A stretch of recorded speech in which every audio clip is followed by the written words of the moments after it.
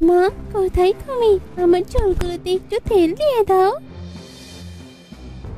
সারাদিন শুধু তোর চুল নিয়েই পড়ে থাকিস। ঘরের কাজকর্মগুলো একটু শিখিয়ে রাখলে কি হয়? শ্বশুর বাড়ি গিয়ে কি করবি?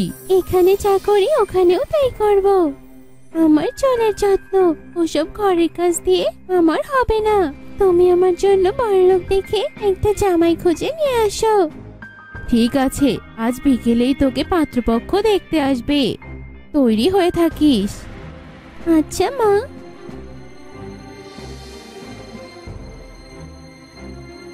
পাত্রপক্ষ তো চলে এসেছে মিতু। সেই কখন থেকে তোর জন্য বসে আছে। তোর সাজা এখনো শেষ হয়নি। এই তো মা, আর একটু হয়েছে, এবার শেষ। চলো দেখি পাত্র দেখতে কেমন। এই যে এখানে বসো। পাত্র কোনটা মা? ওই তো ওই ছেলেটা, অনেক টাকা পয়সা আছে ওদের, পরিবারও ভালো। কিন্তু মা, এই ছেলের মাথায় তো একটুও চুল নেই। আমি এই ছেলেকে বিয়ে করব না। এভাবে বলছিস কেন মিতু? এতগুলো মানুষের সামনে কেউ এভাবে কাউকে অপমান করে? অপমান তো তুমি আমাকে করেছো মা। যে আমি আমার রেশমি চুলের জন্য পুরো গ্রামে বিখ্যাত, তার জন্য তুমি এমন টাক ছেলে খুঁজে এনেছো। আমি আমার ঘরে চললাম, করবো না এই বিয়ে আমি।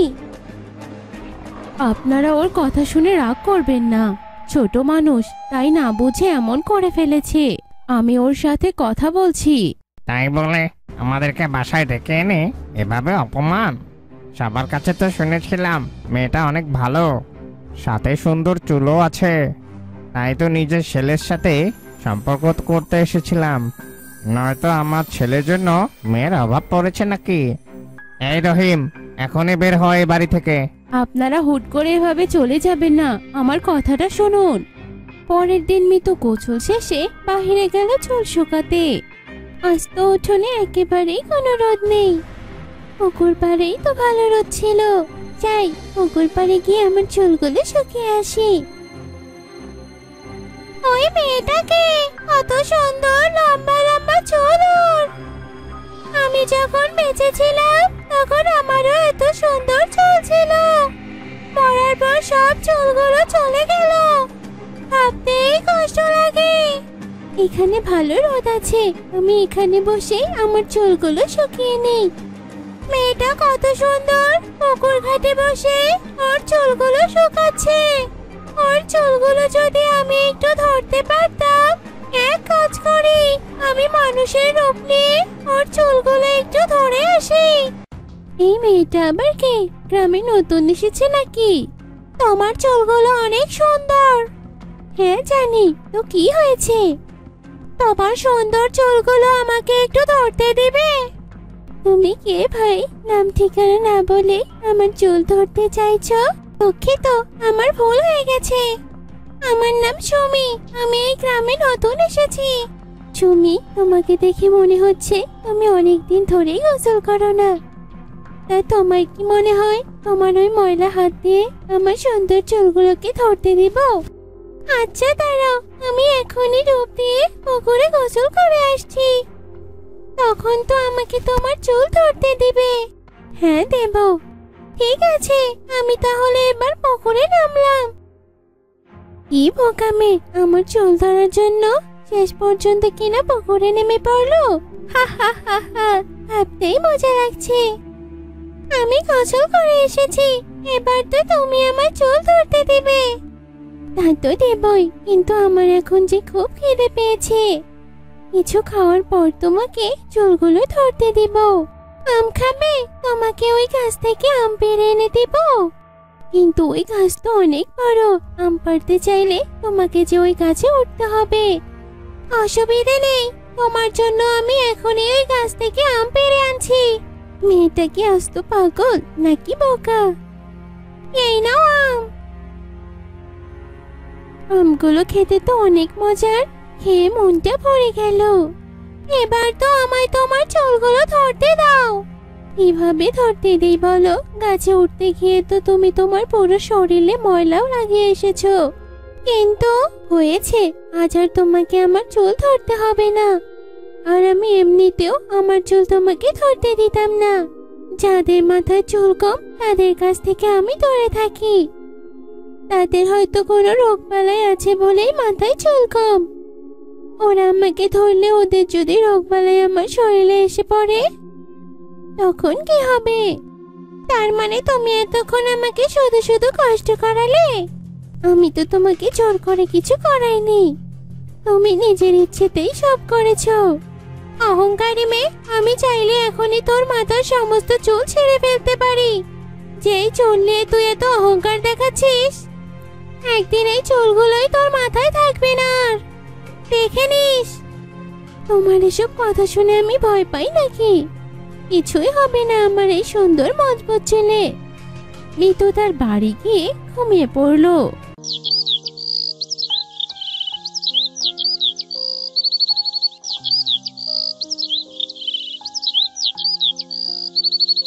মিতু তার বাড়ি গিয়ে ঘুমিয়ে পড়লো। ঘুম ভাঙার পর সে তার মাথা ঠিকভাবে তুলতে পারে না। মা, দেখো তো আমার চুলে কিছু আটকালো কিনা, মাথাটা এত ভারী লাগছে কেন? এ কি মিতু, তোর চুল তো দেখছি আরো লম্বা হয়ে গেছে। একদিনে তোর চুল এত লম্বা কি করে হলো? বলছো কি? হ্যাঁ, তাই তো দেখছি। আর মেয়েটা কাল যে বললো তার তো সব উল্টোটা হয়েছে। এত বড় চুল সামলাবি কি করে? আগেই তো সামলানো মুশকিল হয়ে যেত। অসুবিধে নেই মা, আমি ঠিকই সব সামলে নেব।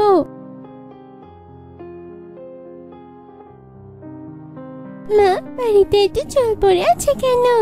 মিতুর কি হয়েছে দেখ তো ওর ঘরে গিয়ে। সেই কখন থেকে ডাকছি, বের হওয়ার কোনো খবর নেই। ওর চুলগুলো কেন জানি একদিনে অনেক বড় হয়ে গেছে। সারা বাড়িতে চুল ছড়িয়ে ছিটিয়ে পড়ছে।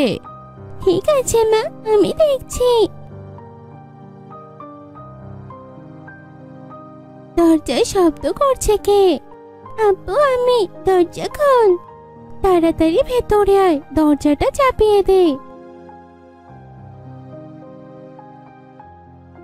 আব্বু, তোর চুলের এই অবস্থা কেন? জানি না, যতবার আঁচড়াচ্ছে চুল ততই বড় হয়ে যাচ্ছে, আর চুল ঝরেই যাচ্ছে। ঘরের দরজা জানালা দিয়ে চুল সব বাহিরে পড়ে যাচ্ছে। তুই কিছু একটা কর। এক কাজ করি, এই কাঁচিটা দিয়ে তোর বাড়তি চুলগুলো কেটে দেই। কিন্তু আমার এত বড় সুন্দর চুলগুলো, চুলের ভারে তুই তোর মাথাটাও ঠিক মতো নাড়াতে পারছিস না, তবুও চুলের চিন্তা করে যাচ্ছিস এখনো। ঠিক আছে কাট, তবে বেশি কাটিস না। মিতুর বোন মিতুর মাথার চুল কেটে ছোট করে দিল, কিন্তু একটু পরেই মিতুর মাথার সব চুলগুলো ঝরে পড়ে গেল। আমার চুলগুলো এভাবে সব পড়ে গেল কেন? আমি টাক হয়ে গেলাম কিভাবে? বিশ্বাস করে আপু, আমি তো চুলের আগে হাতও দেইনি, শুধু নিচের চুলগুলো একটু কেটেছি। সেটা তো আমি নিজের চোখেই দেখলাম, কিন্তু এত যত্ন করে বড় করা চুলগুলো এক মুহূর্তেই পড়ে গেল। এই টাক মাথা নিয়ে আমি এখন মানুষকে মুখ দেখাবো কি করে?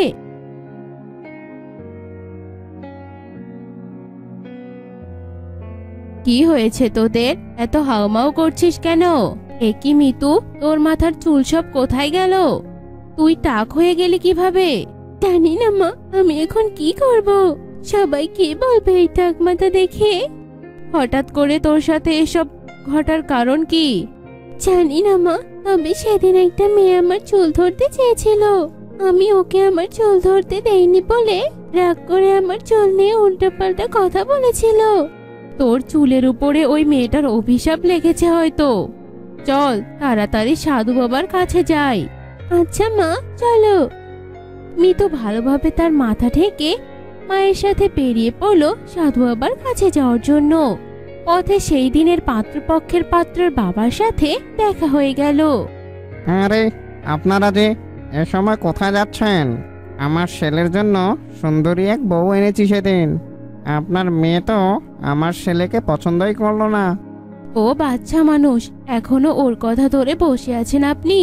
ঠিক আছে, আপনারা মনে হয় কোনো কাজে যাচ্ছিলেন। আপনাদের সময় আর নষ্ট না করি আমি। জি, ভালো থাকবেন।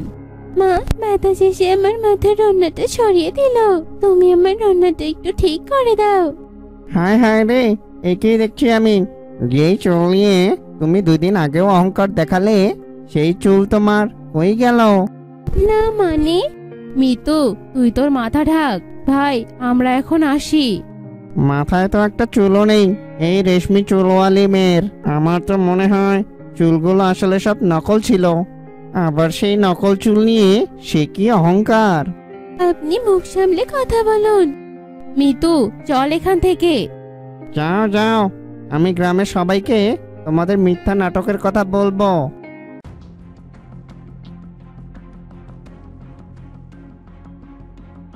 সবই তো বুঝলাম, তা চুলগুলো এনেছিস?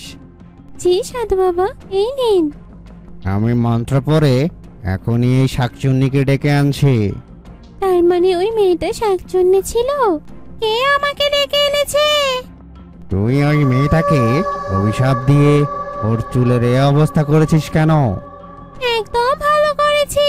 ওর রেশমি চুলের অহংকার একদম বেড়ে গিয়েছিল, তাই ওকে পুরোপুরি ন্যাড়া করে দিয়েছি। ওর মাথায় আর কোনোদিন একটা চুলও গজাবে না। মা, দেখো মেয়েটা কি বলছে। আমার মেয়ের ভুল হয়ে গিয়েছে, তুমি ওকে ক্ষমা করে দাও। আর কখনো ওর চুল নিয়ে অহংকার করবে না। আমি ওর চুলগুলো সামান্য একটু ধরতে চেয়েছিলাম বলে আমাকে দিয়েও কত কাজ করালো, তবুও ও আমাকে চুল ধরতে দিল না। একদম ঠিক শাস্তি দিয়েছি আমি ওকে। তুমি আমার চুলগুলো আবার আগের মতো করে দাও। আমি কথা দিচ্ছি, তোমার যত মন হয় ততই আমার চুলগুলো তোমাকে ধরতে দিব।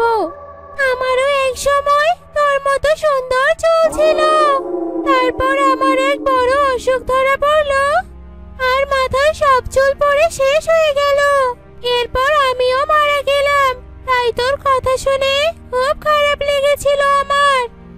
আমার ভুল হয়ে গেছে, আমি আর কখনো আমার চুল নিয়ে অহংকার করব না। তুমি আমাকে শেষবারের মতো ক্ষমা করে দাও। ঠিক আছে, আমার কাছে আয়।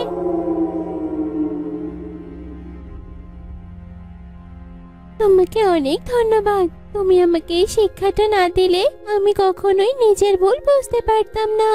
তোর চুল নিয়ে আমি যদি কখনো আর অহংকার করতে দেখেছি, তোর সব চুল কেটে এনে আমার মাথায় লাগাবো। কথাটা মনে রাখিস। একদিনের কথা, যখন সূর্য ডুবে যাচ্ছিল আর চাঁদ উঠছিল, তখন সূর্য চাঁদকে প্রশ্ন করে, আরে ভাই, তুমি এটা বলো, যখন তুমি আসো তখন তোমাকে কেউ প্রণাম করে না কেন? না ভাই, এমন কিছু নয়, সবকিছু একরকম ভাবে হয় না। লোকেরা আমাকেও প্রণাম করে।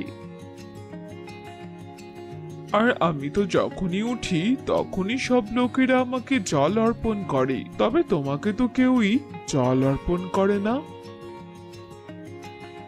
চাঁদ আর সূর্যর এসব কথা বেলাপুর গ্রামের লোকেরা শুনছিল। তখন এক লোক বলে ওঠে, আমরা তো শুধু সূর্যকেই ভগবান মানি, চাঁদ আমাদের জন্য ভগবান নয়। না, এমন কিছু না, আমাদের চাঁদকেও ভগবান মানা উচিত। সূর্য ভগবান তো আমাদের আলো দেয়, ছায়া দেয়, চাঁদ আমাদের কি দেয়? হ্যাঁ, সবারই আলাদা আলাদা কাজ থাকে, চাঁদও আমাদের রাতের বেলা আলো দেয়। কিন্তু ওই আলো দিয়ে আমরা কি করব? রাতে আমরা ঘুমিয়েই থাকি, রাতের বেলা আমাদের আলোর দরকার নেই। কিন্তু চাঁদের থাকাটাও জরুরি। আমাদের চাঁদের কোনো দরকার নেই, চাঁদ না থাকলেও আমরা চলতে পারবো। চাঁদ থাকা না থাকা কিছু যায় আসে না। গ্রামের লোকেরা যখন এসব কথা বলছিল, তখন সেসব কথা চাঁদ আর সূর্য দুজনই শুনতে পায়। এসব কথা শুনে সূর্য তো খুব খুশি হয়ে যায়, কিন্তু চাঁদ মামা কিছুটা উদাস হয়ে যায়। সূর্য তখন চাঁদকে বলে, দেখলে তো, বেলাপুরের লোকেরাও আমাকেই ভগবান মানে, আর তোমাকে কিছুই না, এরা আমার পুজো করে। কিন্তু আমিও তো তাদের আলো দেই। যদি আমি না থাকি তবে লোকেদের জীবন তছনছ হয়ে যাবে। কোনো ব্যাপার না, এমনিতেই তাদের তোমার কোনো প্রয়োজন নেই। আচ্ছা, যদি এমনই হয় তবে আজ থেকে আমি আর আসবই না। এই বলে চাঁদ মামা রেগে চলে যায়। চাঁদ মামা চলে যাবার পর বেলাপুরে অন্ধকার ছেয়ে যায়। তবে আকাশে কিছু তারা থাকলেও সেগুলোর আলো খুব কম ছিল। অন্ধকার এতটাই গভীর ছিল যে কেউ কিচ্ছু দেখতে পাচ্ছিল না। এদিকে জমি খোদাইয়ের জন্য গায়ের কৃষকদের জমিতে যাওয়ার কথা, কিন্তু চাঁদ না থাকায় পুরো গ্রামে ঘুটঘুটে অন্ধকার ছড়িয়েছিল। আরে এই উঠছো না কেন? জমিতে তো খোদাই করতে যেতে হবে। এদিকে সূর্য উঠে যাবার আগেই তাড়াতাড়ি চলো। হ্যাঁ, জমি তো খোদাই করতেই হবে, কিন্তু এখন তো রাত, বাইরে গুটগুটে অন্ধকার। আমার তো মনে হচ্ছে সকাল হতেই চলেছে, আমাদের এখন যাওয়া উচিত। সেসব তো ঠিক আছে, কিন্তু বাইরে যে কিছুই দেখা যাচ্ছে না, যাবো কি করে? ঠিক আছে, সকাল হলেই যাব। আর এরপর তারা সকাল হবার জন্য অপেক্ষা করতে থাকে, আর সকাল হলেই তারা জমির উদ্দেশ্যে বেরিয়ে পড়ে। কিন্তু কিছুক্ষণের মধ্যেই ভীষণ রোদ উঠে যায়, আর গরমের কারণে জমিতে কাজ করাটাও মুশকিল হয়ে পড়েছিল। প্রচন্ড গরম লাগছে, চলো বাড়ি ফিরে যাই, কাল সকালে তাড়াতাড়ি আসবো। হ্যাঁ, তুমি ঠিক বলছো, এই ভয়ানক গরমে তো আমিও কাজ করতে পারছি না। এরপর তারা দুজন তাদের বাড়ি ফিরে যায়। পরদিন রাতেও একই অবস্থা, চাঁদ মামা না থাকার কারণে পুরো গ্রামই ঘুটঘুটে অন্ধকারে ছেয়েছিল। এরপর আজও যখন তারা ওঠে তখন সূর্য হাজির হয়ে যায়। সূর্যের তাপে জমিতে কাজ করাও যেন মুশকিল হয়ে পড়ে, আর লোকটি তখন পেরেশান হয়ে সূর্যকে বলে, হে সূর্যদেব, আমাদের চাঁদের দরকার নেই। তুমি রাতের বেলা থাকলেও আমাদের চাঁদের আর দরকার হবে না, আর আমরা কেবল তোমারই পুজো করব। ঠিক আছে, এখন থেকে আমি রাতেও থাকবো। এখন দিন শেষ হবার পরও রাতের বেলাও সূর্য বেলাপুরে থাকতো। বেলাপুরে তখন থেকে যেন আর রাতই নেমে আসে না। আরে তুমি তাড়াতাড়ি খাবার বানাও, আমার ঘুম পাচ্ছে খুব। আরে মাত্রই তো দুপুর হলো, এখনই কি রাতের খাবার বানাবো? সে লোকটি আর তার বউ সন্ধ্যের জন্য অপেক্ষা করতে থাকে, কিন্তু সূর্য তো ডোবার নামই নিচ্ছিল না। ক্ষুধায় লোকটির খুব খারাপ অবস্থা হয়ে যায়। আরে লতা, মনে হচ্ছে আজ আর সন্ধে হবে না, তুমি তাড়াতাড়ি খাবার বানাও। ঠিক আছে, বানাচ্ছি। এরপর লতা খাবার বানায়, আর তারপর তারা দুজনে খাবার খেয়ে নেয়। আচ্ছা শোনো, আমি এখন ঘুমাতে গেলাম। এখনই ঘুমাবে? এখনো তো রাতই হলো না। হ্যাঁ, তুমি ঠিক বলেছো, এখনো তো সূর্য চকচক করছে, কখন রাত হবে কে জানে। আমি বরং এক কাজ করি, ততক্ষণে আমি স্নান সেরে আসি। লোকটি তখন স্নান করতে চলে যায়। বাপ রে, আজ যে ভীষণ গরম লাগছে, জানি না এত গরমে কি করে থাকবো। লোকটি স্নান করে ফিরে আসে। আরে বাবা, স্নান করার পরেও কি যে গরম লাগছে, সূর্য চলে যাচ্ছে না বলেই এমন হচ্ছে।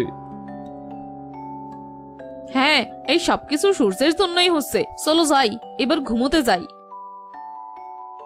এরপর তারা বিছানায় চলে যায়, কিন্তু সূর্যের তাপে তারা শান্তিতে ঘুমোতেও পারছে না, তাদের খুব ঘাম হচ্ছে। আরে পাখাটা বাড়িয়ে দাও। পাখার হাওয়া বাড়িয়ে দিলেও অত্যন্ত গরমের কারণে তারা ঘুমোতেই পারছিল না। এত গরমে তো মরেই যাবো মনে হচ্ছে। যদি সূর্যটা চলে যেত তাহলে গরমটাও কম হতো, আর আমরা শান্তিতে ঘুমোতে পারতাম। আরে হ্যাঁ, তুমি ঠিক বলেছো, এখন তো আমারও মনে হচ্ছে যে চাঁদের দরকার। চলো গিয়ে সূর্য দেবতার সাথে কথা বলি। হ্যাঁ ঠিক আছে, চলো। এরপর তারা তাদের ছাদে যায়। হে সূর্যদেব, তোমার তাপ সহ্য করা আমাদের জন্য মুশকিল হয়ে যাচ্ছে। এতে আমি কি করতে পারি? তুমি তো আমাকে বলেছিলে রাতেও থাকতে, এই জন্যই তো আছি আমি। হ্যাঁ, আমি বলেছিলাম, কিন্তু এখন আমার মনে হচ্ছে চাঁদেরও দরকার, কেননা এত তাপ আমরা সইতে পারবো না। আজ থেকে তুমি শুধু দিনেই থাকবে, রাতের বেলা চাঁদ মামারই দরকার। ঠিক আছে, যেমন তোমাদের ইচ্ছে। আজ থেকে আমি আর রাতে থাকবো না। এরপর তারা চন্দ্রদেবকে ডাকতে শুরু করে। হে চন্দ্রদেব, আমার ভুল হয়েছিল, আমাকে ক্ষমা করে দাও, আমাদের তোমাকেও প্রয়োজন। হে চন্দ্রদেব, আপনি ফিরে আসুন। যেমনি দিনের বেলা সূর্যের প্রয়োজন আছে, তেমনি রাতের বেলা আপনারও প্রয়োজন আছে। তারা দুজন ডাকার পর সেখানে চন্দ্রদেবও হাজির হয়। চাঁদ মামাকে দেখে তারা দুজন খুব খুশি হয় আর তারা চাঁদকে প্রণাম করে। হে চন্দ্রদেব, যেভাবে আমরা সূর্যকে জল অর্পণ করি আর তাকে স্বাগত জানাই, আজ থেকে আমরা সেভাবেই আমরা তোমাকেও স্বাগত জানাবো। ঠিক আছে, যদি তোমাদের আমাকে প্রয়োজন হয় তবে আমি তোমাদের আলো অবশ্যই দেব। তুমি আমাকে মাফ করে দাও ভাই, আমার মতো তুমি ওই দুনিয়ার জন্য খুব জরুরি। আমি দিনের বেলায় সূর্য হলে তুমি রাতের বেলায় সূর্য। এরপর সূর্য ডুবে যায়, তখন চাঁদের আলোয় ভুবন ভরে ওঠে। তারপর তারা দুজন চাঁদকে স্বাগত জানায় আর তারা শান্তির ঘুমে তলিয়ে যায়।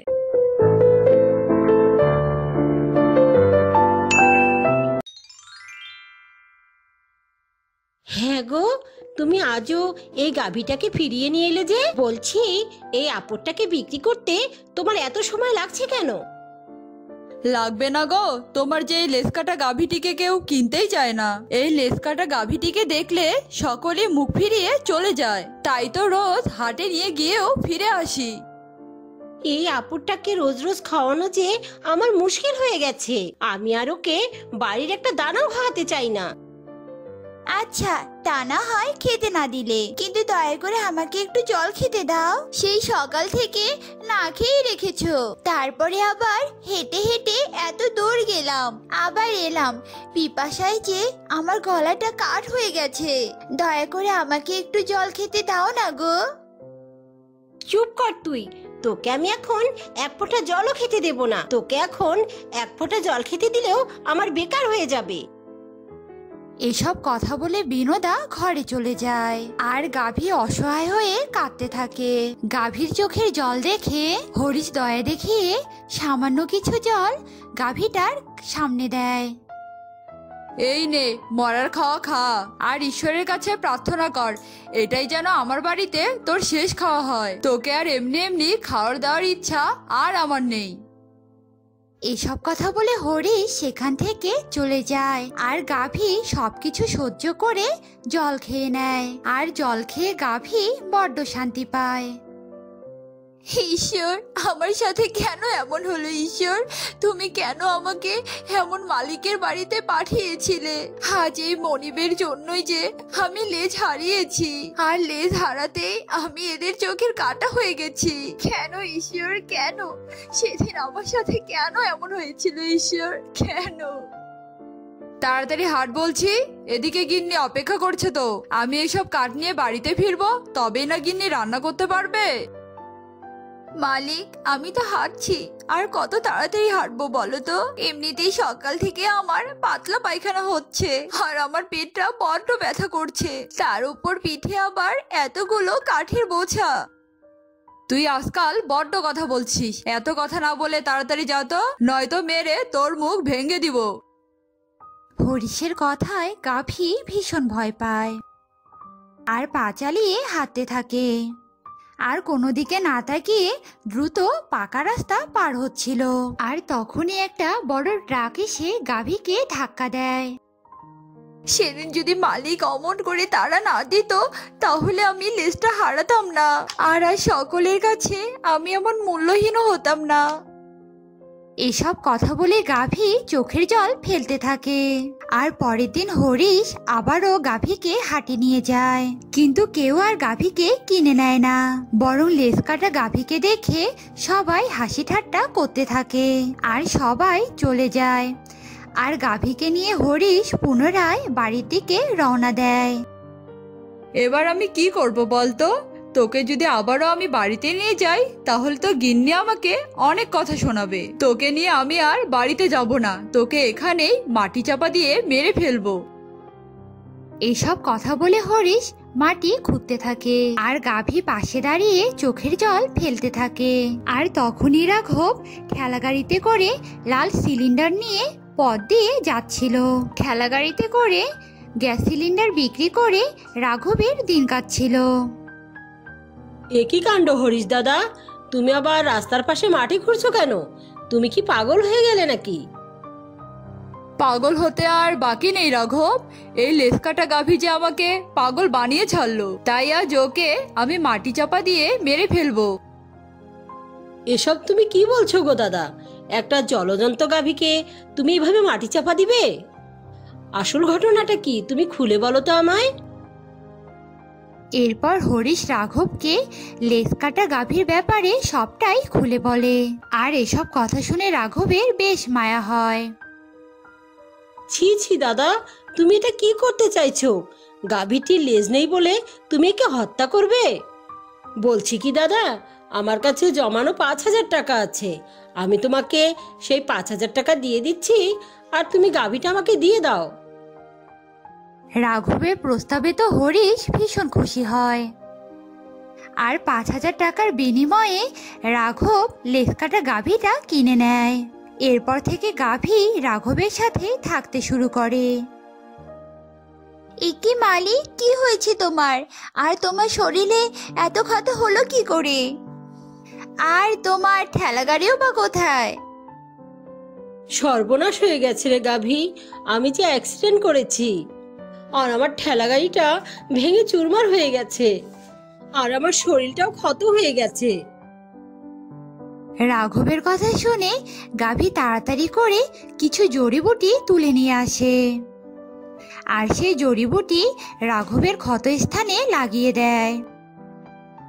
শান্ত হও আর ঈশ্বরের ওপর ভরসা রাখো, তুমি খুব তাড়াতাড়ি সুস্থ হয়ে যাবে।